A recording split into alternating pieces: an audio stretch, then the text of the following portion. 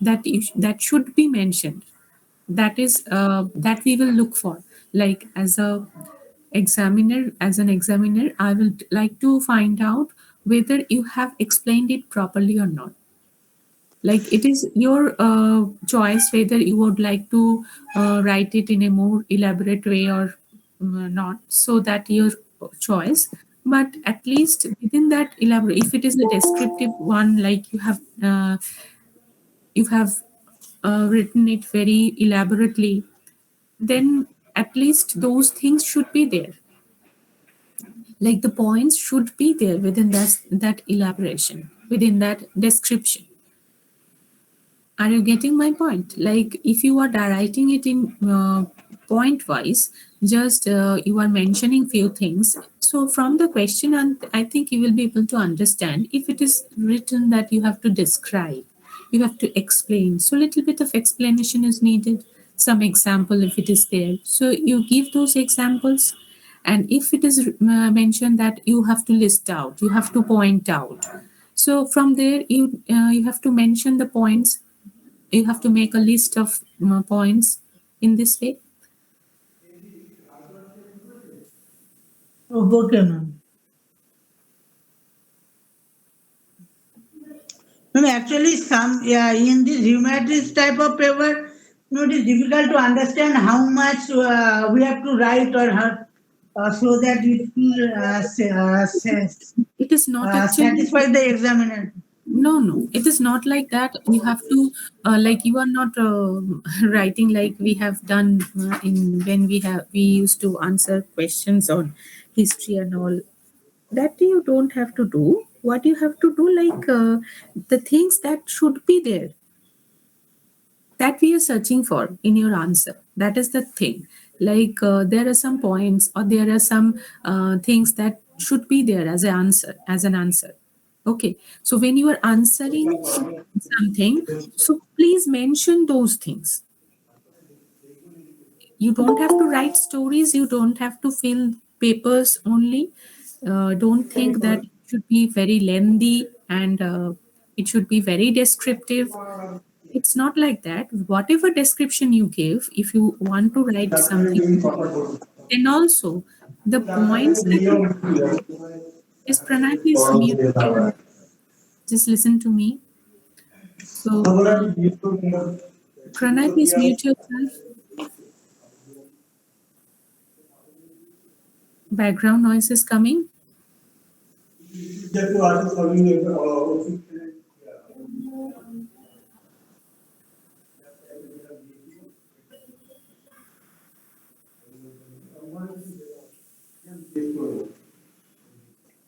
Pranay, please mute yourself.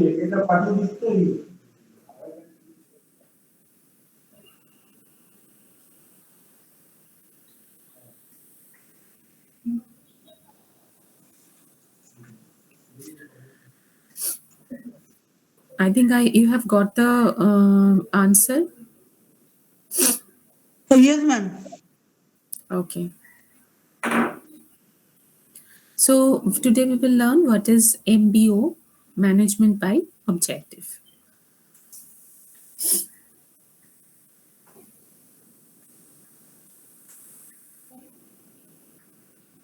So whenever you are writing, don't think about the length of the answer.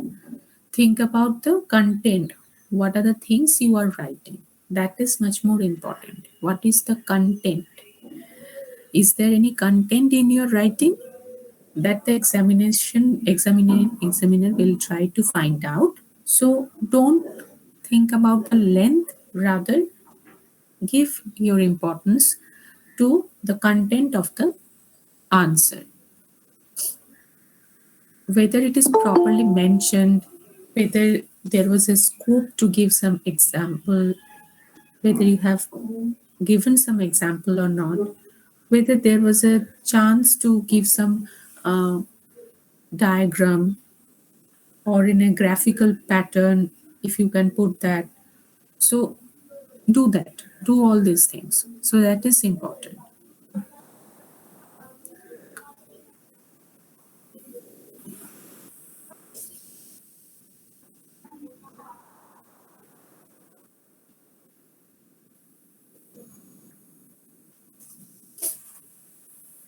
So MBO is management by objective.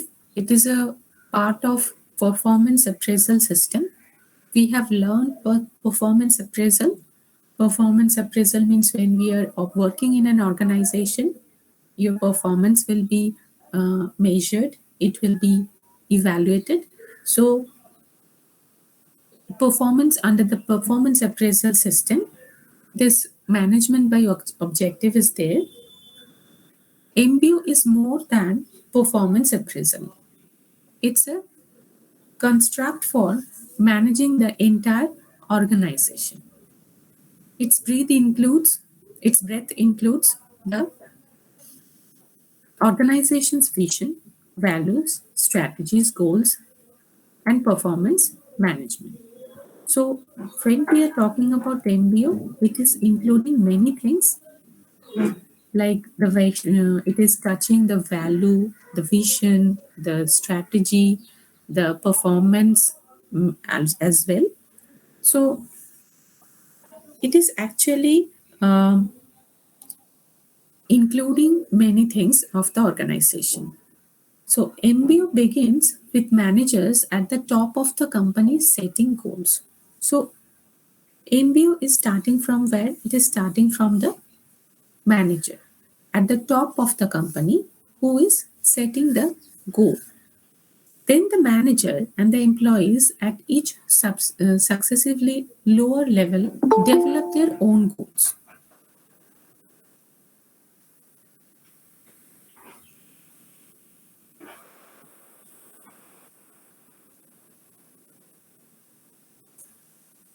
Develop their own goals. Like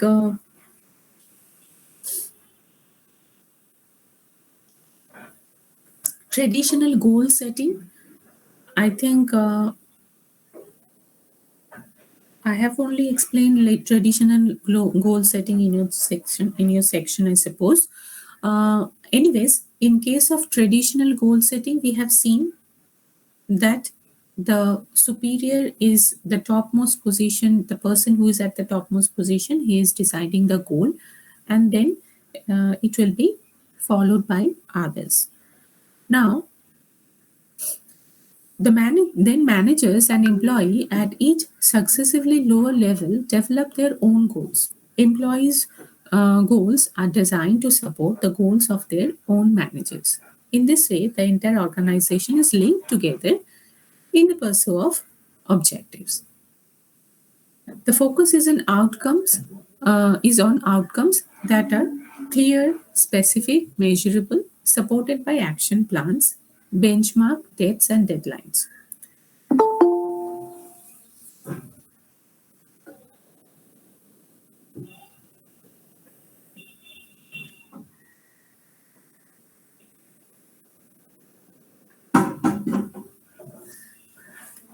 So, in case of traditional goal setting, we have seen that there were some difficulty, like when the top management is deciding about the goal, and when exactly it is supposed to be followed by others of different levels. So, it is becoming very difficult because they do not understand what is going on over there, and the people who are actually doing the thing, there is a difference between the goal that has been set and when you are doing it actually.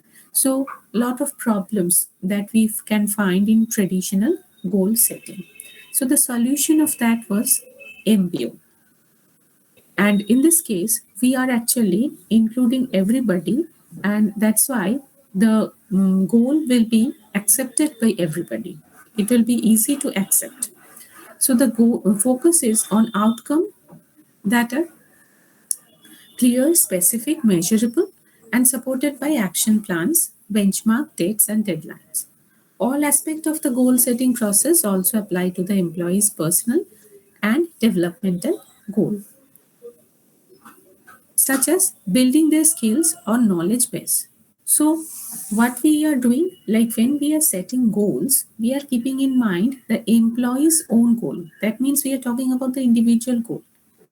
Whether the employee is interested to improve his uh, performance in the organization, he wants to increase his skill in a particular area. So these things we are considering. After employees meet, after employees meet their managers to establish their goals and action plans, the employees return to work newly energized and focused on specific short term and long term targets. So that means all the people are working together. So they are making their action plans, like the manager, the supervisor, sorry, the subordinates, all the people. They are working together. So they are working together to achieve the goal.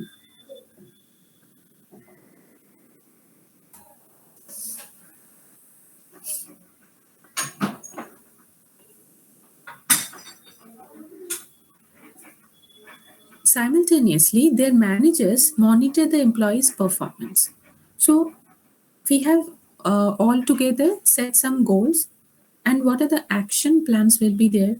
That is also being set by everybody, and the employee is having the knowledge that this is my short term and long term target, and accordingly he will work. Now the manager's duty is to monitor the employee's performance, and he will provide some coaching support, and he will try to remove barriers or help employees overcome them and make adjustments and course corrections as necessary. So what we are doing, we are together building up the, we are setting the goal, and we are coming back to the work. The employee are working, they are keeping in mind the long and short term goals, the targets, and the supervisor or the manager is monitoring the employee's performance. He's providing some guidance, some support, some he's trying to remove all the barriers. So actually he's trying to help the employee so that he can do the, he can achieve the target properly. The employee's performance and progress are clear, measured, documented, and transparent every step of the way. So it is very clear that what the employee's performance is, their progress is. So employees are highly motivated to MBO because they have been able to actively participate in the process of setting goals. So when we were setting goals, in case of traditional goal setting, what we have seen, that the management, the top level people, they are setting the goal and you are supposed to follow that goal.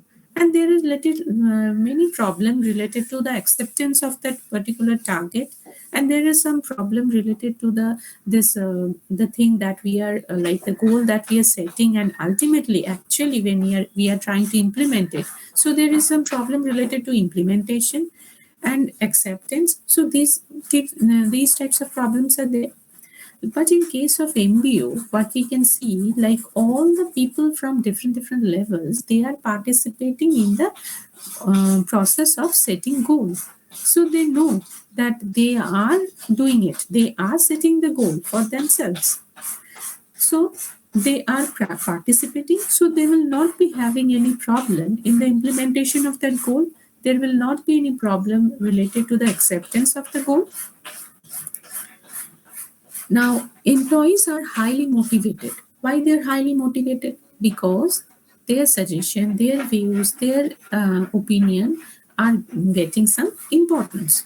So, employees are highly motivated through MBO because they have been able to actively participate. When you are participating, that means you are giving your suggestion, your views, in the process of setting goals instead of simply having the goals dumped on them. Like in case of traditional goal setting, we have seen this, just they are forcing us to follow that goal that has been set by some other person, and we need to follow that.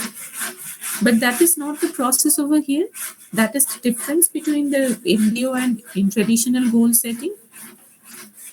Their involvement in this type of decision making helps meet many of their higher level needs for accomplishment, achievement, recognition, and growth. and self-worth.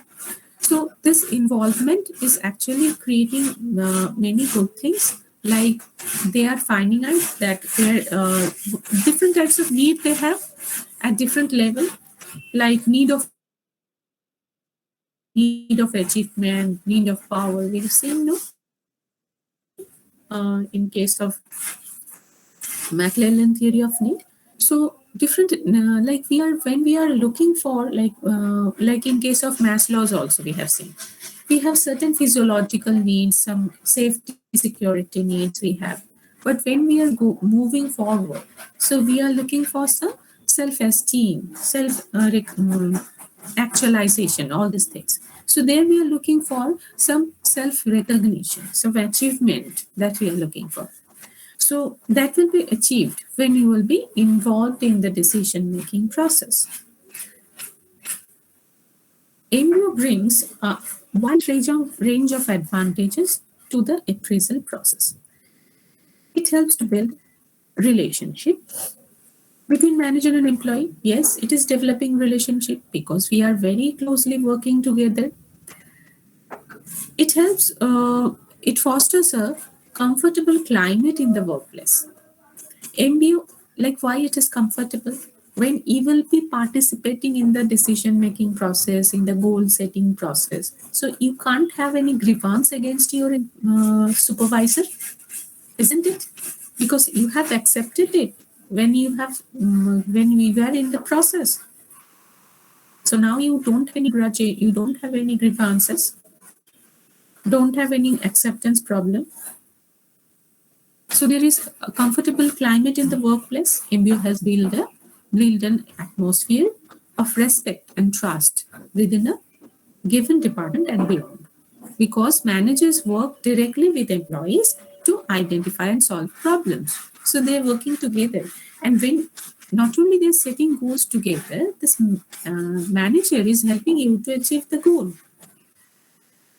So that means he is understanding your problem, you are sharing the problem with him. So there is a proper coordination. MU improves the quality of decision making and problem solving. In the process only we are doing that. We are helping each other. We are discussing about the problem. Employees are evaluated on the basis of their performance and attainment of goals, which is regarded as fair and energizing. It is quick and easy.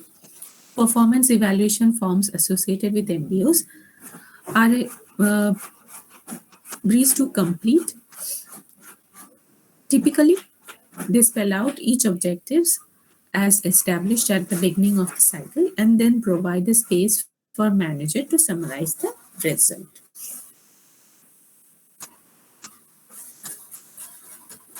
Sometimes there will be some scale to measure the like to convert it into some numerical terms. So there will be some excellent, good, fair, poor, different level of goal attainment. Accordingly, we can give you some numbers, some points we can give. With the help of the scale, we can numerically assess our employee.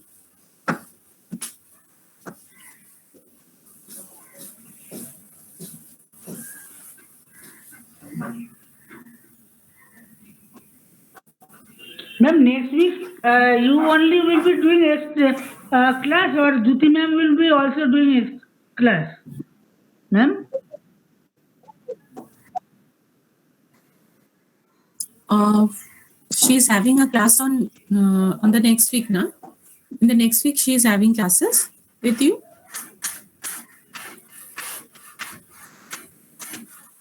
If you have classes with Duti madam, so obviously it will be there.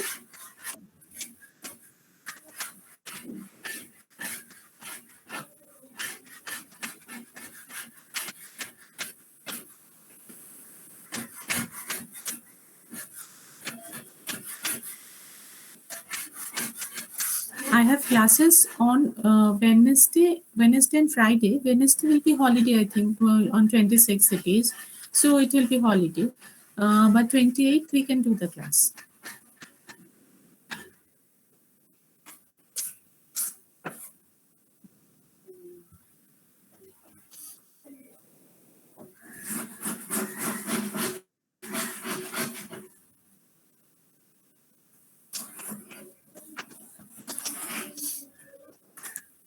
Now we will be doing the Mckenzie 7S model. This is the Mckenzie 7S model.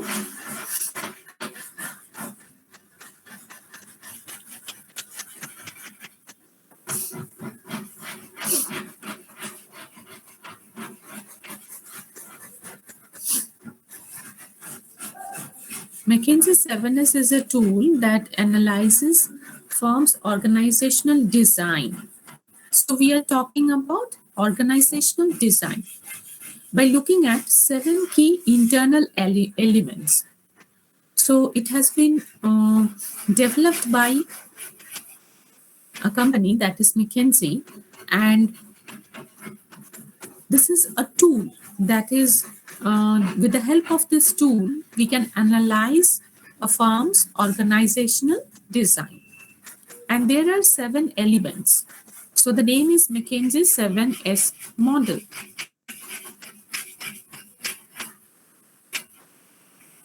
In the year 1980, McKinsey consultants Tom Peter, Robert Waterman, and Julian Phillips, with the help of Richard Pascal and Anthony G. Athos, they developed this kind of model. So in this model, we have 7 elements, and what are these 7 elements? Structure, strategy, system. These 3 things are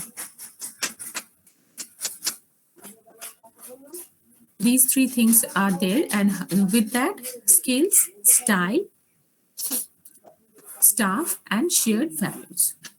So all these 7 things are there.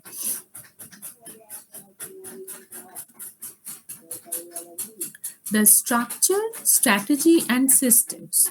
These 3 things are regarded as hard S, and the rest of the things like the skills, staff, style, and shared values are regarded as soft S.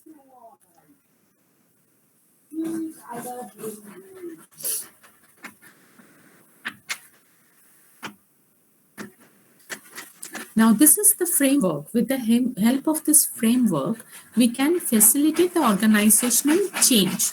Like if you are bringing some changes in the organization. So when you are bringing some change in the organization, like maybe you are changing the structure of the organization. The structure, you know organizational structure very well. So that you are changing. When you are changing the organizational structure, there will be an impact on all the other elements of this model also. Like if you are changing one particular element of this model, you have to keep in mind, this model has been developed to keep in mind that we cannot change just one thing. There are a lot of impacts on other factors, other elements. So we have to keep in mind about that. We have to consider those things. To help implement new strategy. If you are implementing new strategy, these are the areas, these are the elements you have to keep in mind to identify how each area will change in the future. So there will be, as I was mentioning, there will be impact on each and every element. And if you look at this model, see there are lines that connect every element.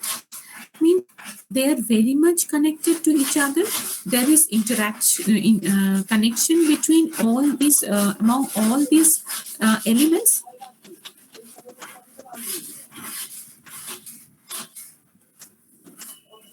To facilitate the merger of organization, like when you are doing merger, so a lot of changes will be there. Lot of changes, like strategically there will be changes in the skill, there will be changes, a lot of areas. So what are those areas, what are those elements that we have to consider when we are talking about merger of an organization?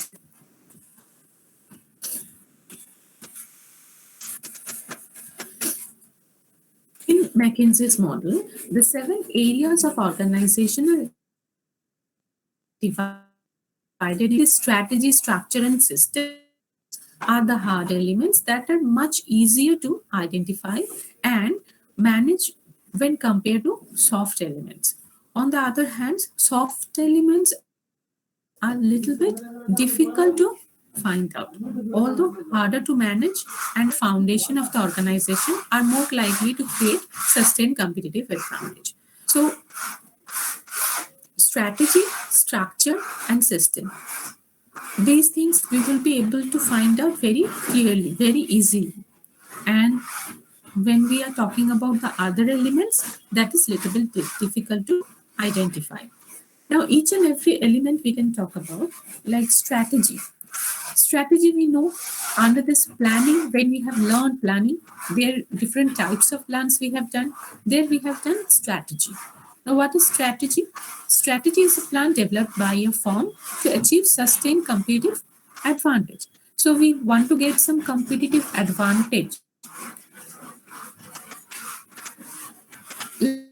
Like advantage means when you are competing with other companies, when you are in the market, there will be there will be competition, and what sort of advantage you can get. Like suppose you have entered into the market, and this is you are the first one. You are the first one who has entered into this particular market. So, what we can say, you have a competitive advantage on others because you were the first entry. So,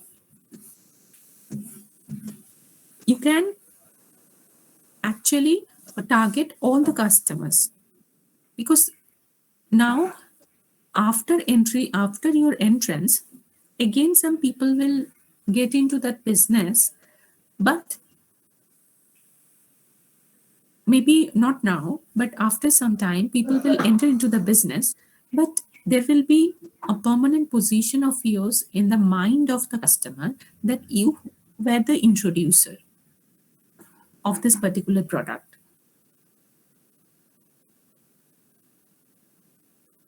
Of this particular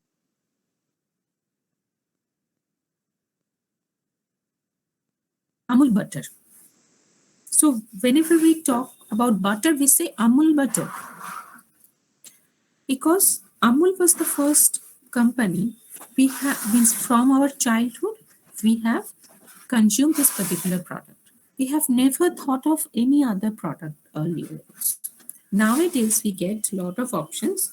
Now we have a lot of companies who are producing that product, but we know that Amul was the first company. So that is the advantage you can get. So there are a lot of ways where you can get some competitive advantage. Strategy is the way. I means when we are making some strategy, what strategy we do?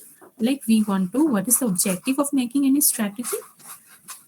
To get some competitive advantage and successfully compete in the market.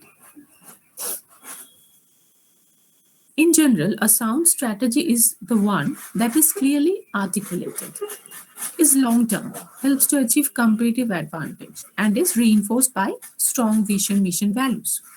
But it is hard to tell if such strategy is well aligned with other elements when analyzed alone. So, this particular model is telling you that when we are talking about strategy, when we are talking about structure, don't think about strategy, don't think about structure all alone. So there are a lot of other elements that we need to consider.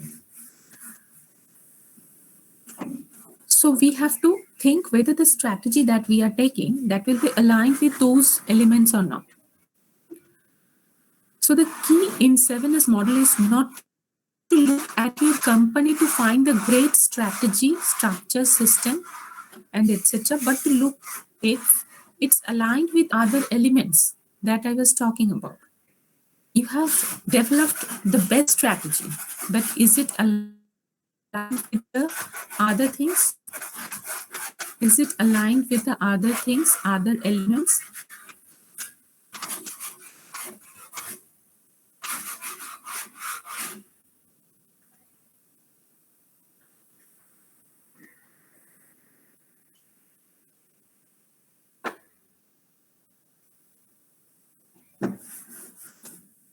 Structure. Structure represents the way business divisions and units are organized and includes the information of who is accountable to whom. Structure, you know very well, organizational structure, hierarchy, you know who will be accountable to whom, who needs to report whom. That is the thing. The hierarchy, the scalar chain. In other words, structure is organizational chart of the firm. System, systems are the processes, the procedures that we follow in our daily activity. What system we follow? That means what process or procedure. When we are talking about skills, skills are abilities that firms employees perform very well. So, what is the employees' performance? What are the skills they have? The competencies they have, the capabilities, the abilities they have. Staff, what type of employee we have, and what is the number, how many people are there. So how the people are, how they will be recruited, how they are going to be trained, motivated, rewarded. So all things related to staffing. Style, the style that we are following, different management style we have learned, which style we are going to follow. Shared values are the core of Mckenzie's model. They are the norms and standards that guide employees' behavior and company action. So this is the basic. This is the basic of everything. Like this is the base of everything, not the basic, base of everything. So this is the norms, standards that we are following. Like this is the foundation, mean the foundation of the organization. These are the things we are following. So the norms and standards that is there, that is applicable in all the functions.